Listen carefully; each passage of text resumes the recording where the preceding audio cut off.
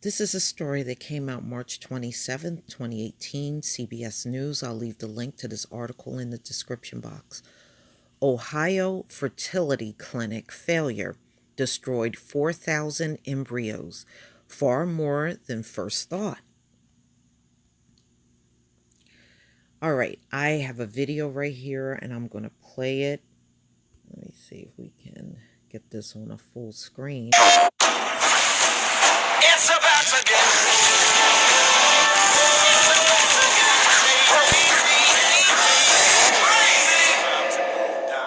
PlayStation, the best place to play.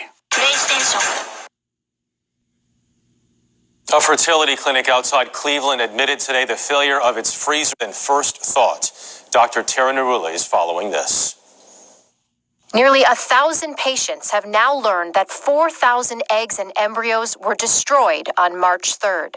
In a new letter to patients, university hospitals apologized again, saying the remote alarm system on the tank, designed to alert a UH employee to changes like temperature swings, was off. The hospital says they don't know who turned the remote alarm off or how long it was off. They also said they were aware the tank in question needed preventative maintenance. Some of the eggs and embryos had been stored there since the 80s.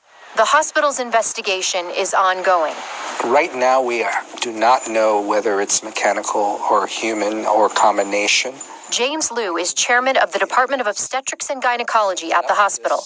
Liu says he doesn't think anyone intentionally disengaged the alarm. We are in the process of identifying the exact sequence of when this occurred and who ordered the deactivation.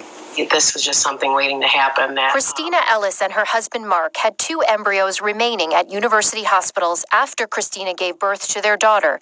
They were hoping to use them to give her a sibling. Now they're suing, claiming negligence and breach of contract. There's nothing financially that I can gain. You can't put a price tag on an embryo or an egg. I'm hoping that there's some changes, that this never happens again for any future families and no one has to go through what we are going through. The hospital says it's offering families free IVF cycles and providing counseling at no charge. Jeff, so far there are no known connections between the failure at this clinic and the one that happened the same day at a fertility clinic in San Francisco. All right, Tara, thank you very much. Wow. It seems like this is happening more often in the country, where you see these clinics are failing. It's about to get. Let me get this all squared away, y'all. You know, these failures are becoming more frequent.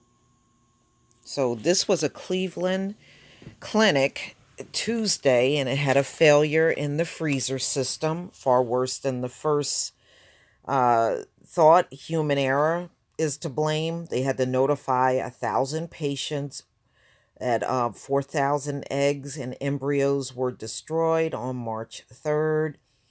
You know, and the thing is, there's no amount of apologizing that's going to make up for this kind of loss, because, you know, a lot of people store these eggs because they're having fertility problems.